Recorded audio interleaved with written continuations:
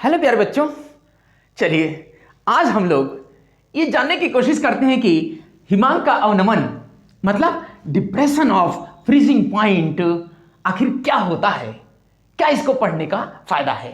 तो जैसा कि हम लोगों ने इससे पहले वीडियो लेक्चर में विस्तार से चर्चा किया है कि विलियन के ऐसे गुण जो अणुओं की संख्या पर निर्भर करते हैं उन्हें अणु संख्य गुण कहा जाता है, कोलिगेटिव प्रॉपर्टीज कहा जाता है। तो दरअसल में हिमांक का अवनमन भी एक अणु संख्या गुण है विलियन का। तो अब इसमें अगर हम देखें हिमांक का अवनमन, तो इसमें दो शब्द हैं मुख्य रूप से, हिमांक और अवनमन। अवनमन का मतलब होता है दरअसल में कमी या गिरावट।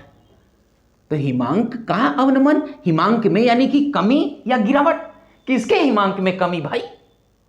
तो दरअसल में उसको जानने के पहले हम लोग जान लें कि यह हिमांक क्या होता है।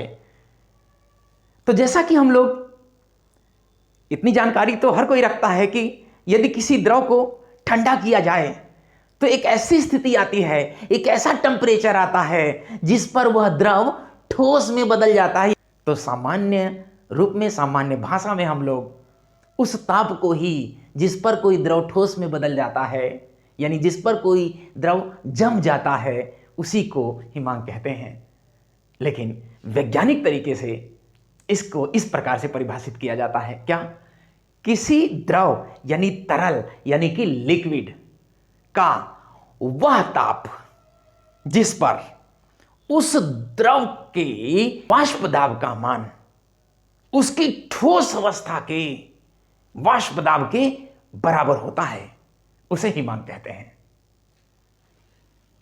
यहां देखिए परिभाषा भी लिखी हुई है कि किसी द्रव का हिमांक वह ताप है जिस पर द्रव का वाष्प दाब यानी वेपर प्रेशर उसकी ठोस अवस्था के वाष्प दाब के बराबर होता है। अर्थात जब किसी द्रव का वाष्प दाब उसकी ठोस अवस्था के वाष्प दाब के बराबर हो जाए तो उस टेम्परेचर को ही उस द्रव का हिमांक अर्थात फ्रीजिंग पॉइंट कहते हैं। यह तो क्लियर हो गया। अब हिमांक का अवनमन क्या होता है? तो दरअसल में जब किसी द्रव यानी कि विलायक में कोई अवाष्पशील विलेय पदार्थ मिलाकर विलयन बनाया जाता है तो विलायक की तुलना में विलयन के हिमांक में कुछ कमी आ जाती है। इसी को हिमांक का अवनमन कहते हैं। मतलब विलायक की तुलना में विलयन का हिमांक सदैव कम आता है। दरअसल में जब किसी विलायक में कोई अवाष्पशील विलेय पदार्थ मिलाया जाता है तो जो विलयन बनता है उसका वाष्प दाब कम हो जाता है, जिसके परिणाम स्वरूप विलयन का हिमांक भी कम हो जाता है विलायक की तुलना में। तो अब अगर हिमांक में अवनमन या हिमांक में कमी हमें निकालनी हो तो उसके लिए करेंगे क्या? विलायक का हिमांक ज्यादा होता है, विलयन का हिमांक कम होता है, तो विलायक के हिमांक में से विलयन का हिमांक घटा देंगे, उससे हमें मिल जाएगा हिमांक का अवनमन। क्लियर हो गया? मतलब हिमांक का अवनमन, जिसे हम प्राय डेल्टा टीएफ से प्रदर्शित करते हैं, बराबर होगा विलायक का हिमांक माइनस विलयन का हिमांक। अब यहां पर एक बात और क्लियर कर लेंगे कि किसी भी तरल पदार्थ का हिमांक जो होता है वह क्वथनांक के तरीके से ही बिल्कुल निश्चित होता है। मतलब किसी द्रव का हिमांक क्वथनांक के समान ही उसकी पहचान होता है। हिमांक निकाल करके किसी द्रव का हम उसकी पहचान कर सकते हैं कि वह कौन सा यौगिक है। तो बहरहाल हिमांक का अवनमन डेल्टा टीएफ बराबर हो गया विलायक का हिमांक माइनस विलयन का हिमांक। अब यह बात क्लियर हो गई। अब इसी क्रम में आगे बढ़ते हुए हम देखते हैं कि हिमांक का अवनमन अर्थात डेल्टा टीएफ तथा विलयन की मोललता, मोलेलिटी, जिसके बारे में ऑलरेडी हम इसके पहले विलयन वाले चैप्टर में ही फर्स्ट वीडियो लेक्चर में विस्तार से चर्चा कर चुके हैं। तो हिमांक का अवनमन तथा विलयन की मोललता में क्या संबंध है, आइए अब हम इसको देखते हैं।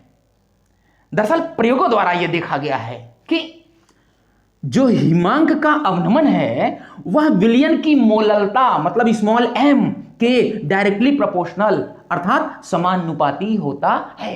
मतलब विलयन की मोललता जैसे जैसे बढ़ेगी उसका हिमांक में अवनमन भी उसी हिसाब से बढ़ता जाता है।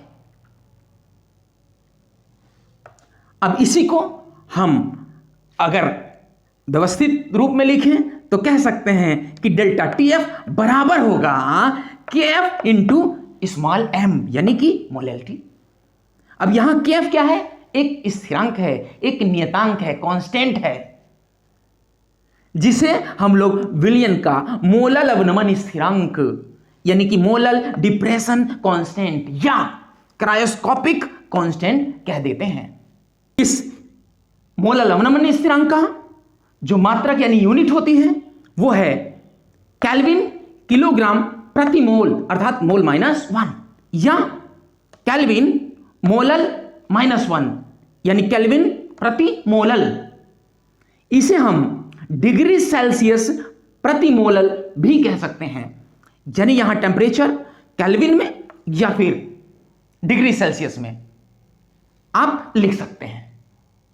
इस प्रकार इस सूत्र की मदद से हम लोग मोललता अगर मालूम है तो उसके हिमांक में अवनमन या हिमांक में अवनमन की मदद से विलयन की मोललता का निर्धारण कर सकते हैं। अब चलिए थोड़ा और आगे बढ़ते हैं। हम लोग ये जानने की कोशिश करते हैं कि इस हिमांक में अवनमन को जानने का क्या है, क्या पढ़ने का लाभ है इसको। तो दरअसल में बिल्कुल क्वथनांक में उन्नयन के तरीके से ही हिमांक अवनमन से भी विलेय पदार्थ के अणुभार की गणना की जा सकती है।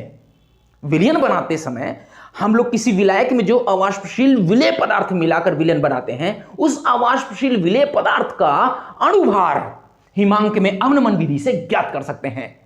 इसके संबंध में भी सूत्र बिल्कुल क्वथनांक में उन्नयन के तरीके से ही लगभग क्या विलेय का अणुभार स्मॉल m बराबर है 1000 kf small w upon delta tf into capital W, जहां स्मॉल m लिखा ऑलरेडी कि अवाष्पशील विलेय पदार्थ का अणुभार मतलब उसका मोलिकुलर वेट, और स्मॉल w क्या है? अवाष्पशील विलेय पदार्थ का ग्राम में भार। कैपिटल W क्या है? विलायक का ग्राम में भार। और डेल्टा TF क्या है?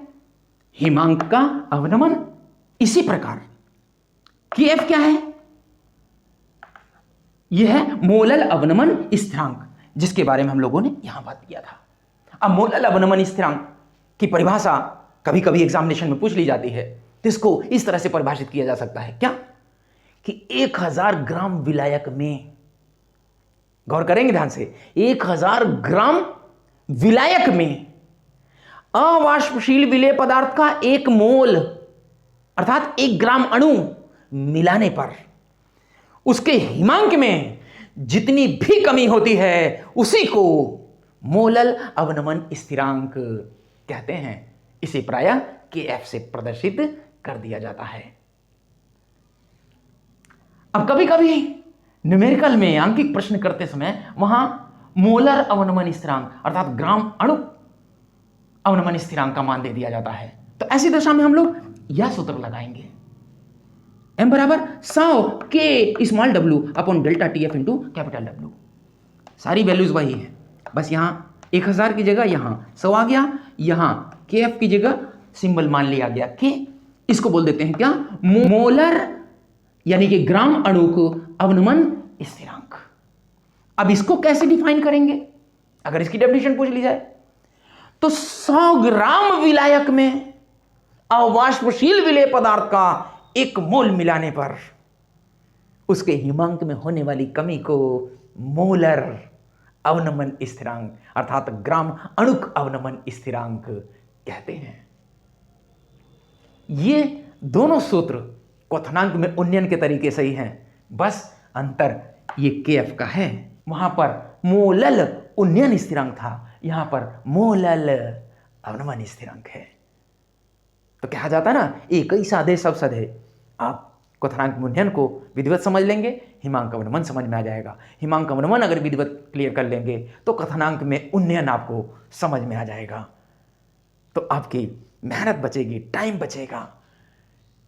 अब मुझे लगता है आपको अच्छे से ये क्लियर हो गया होगा। इसको आप नोट कर लें और इस सूत्र के आधार पर अपनी बुक से तमाम जो न्यूमेरिकल्स दिए हैं उनका अभ्यास करें। अगर वीडियो अच्छी लगी हो तो इसको लाइक करें, अपने साथियों के साथ शेयर करें। अभी तक अगर मेरा चैनल सब्सक्राइब नहीं किए हैं तो उसको सब्सक्राइब करें तथा बेल आइकन जरूर दबाएं, जिससे इसी प्रकार की और भी अच्छी अच्छी एजुकेशनल वीडियोस आपको देखने को मिलती रहे। धन्यवाद।